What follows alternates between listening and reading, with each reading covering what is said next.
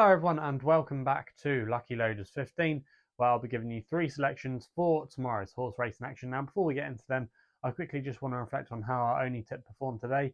That was my nap in the 2:22 at Fakenham, Dubai Guest. Unfortunately, he was very disappointing, as in the end I think he finished in 4th place. He was very disappointing. He made quite a few errors in the jumping department early on.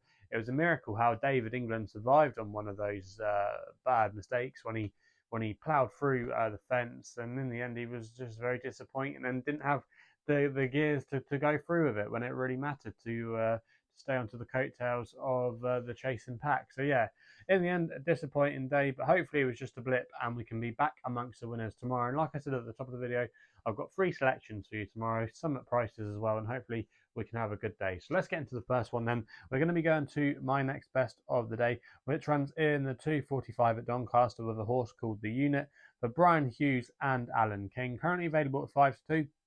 I'm going to recommend a 1-point win bet here. Now this horse is now starting to look quite well treated on some of his old form. Now he is a bit of an old boy now. He is an 11-year-old. However, if you look at some of his old form, he's now down to a good mark of 120. This time last year, he was running at the Cheltenham Festival off a £14 higher mark.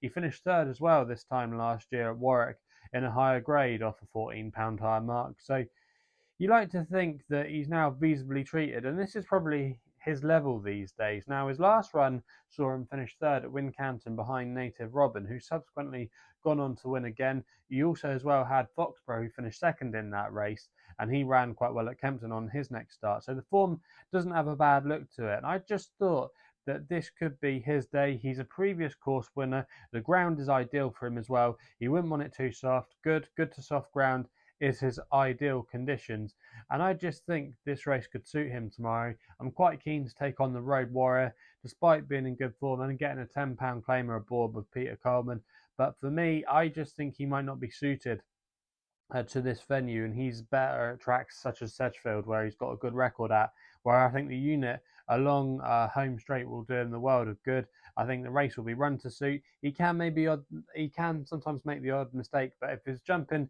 is good and clean, I suspect him to be there or thereabouts. And I think at 5-2, it'd be interesting to see how the market if the market continues to come for him or not. And also as well, you have to say Brian Hughes is a very eye-catching jockey booking. So when you take that into the equation, I just thought he had quite solid claims tomorrow, and for me, he's going to be my next best of the day.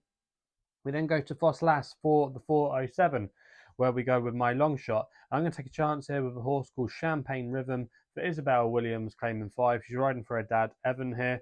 Now, this horse at the current time recording was available at 11-1 with SkyBet, who are offering an extra place. They're offering 4 places on this race. I'm going to recommend a 0.5 each way selection. Now, this horse, Champagne Rhythm, you have to forgive his latest run, where he was well beaten at Chepstow, but that was in a Class 3 contest, and he was running against some better rivals that day. He's now down to a mark of 113, which I think is definitely within his capabilities. And if you go back through some of his form, last year he was actually competing in novice company when he had an official rating of in the mid 120s. I think he was rated 125. So he has dropped down the weight. He's been going chasing this season towards the earlier part, where he just didn't seem to be in love with it. He was tried over 3 miles as well. I think coming back over hurdles and this trip, there are some races to be had with him. Like I say, this is an easing grade. His form actually worked out okay from Chepstow when was well beaten.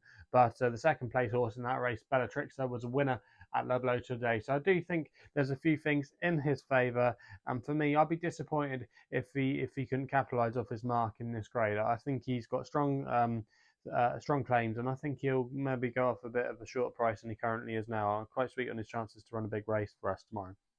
We then go with my nap of the day, which runs in the 4:15 at Huntingdon with a horse called Trixster for Alan Johns and Tim Vaughan. Currently available at 13-2, and as my nap of the day, I'm going to recommend a 1-point each way selection. You can get an extra place with SkyBet, who are offering 4 places at that price. Now, this horse Trixster, again, like some of our other selections, is now visibly well handicapped. He's now down to a mark of 105, and he finished 3rd off this mark last time we saw him at Ludlow. But if you go back through some of his form, he was rated at least £20 higher, so he has been given a chance by the handicapper. He was running in some decent contests, such as a good race at Ascot a couple of seasons ago off, like I say, much higher marks. And I just think this is his kind of level these days. A Class 5 shouldn't be a problem for him. If they wanted to go up in class, they could have done, and he could have been running off a low weight. So I think that's potentially interesting. They definitely probably think he's got more of a chance in this grade. And it's interesting as well, they're not claiming off him. Last time he was in a conditional jockeys race, and Charlie Price, who has ridden this horse in the past, is not available to claim. I'm not sure if he's injured or not, but even so, if they wanted to maybe help him out a bit more, they might have wanted to take a bit of extra weight off his back.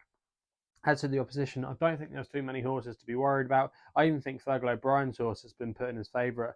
I'm not sure his form merits a handicap mark of that level. There's not too many improvers in here. I just thought this could be the day for Trixster tomorrow. The yard are going okay. They had a winner at Sandown at the weekend. So I just thought there was lots of things in his favour tomorrow, and I'd be disappointed if Trixster couldn't get involved. He's very versatile when it comes to ground. So the quicker ground at Huntingdon shouldn't be an issue. And for me, there's no excuses tomorrow. If everything goes to plan, I think he'll be there or thereabouts. So that's Trixster in the 4:15 at Huntingdon. So they're the 3 tips then for tomorrow's racing. If you're still enjoying these videos, remember to hit the thumbs up button and subscribe here to my YouTube channel at LuckyLoaders15. If you want to follow me on Twitter, social media is a place to do so, where my handle is at LuckyLoader15.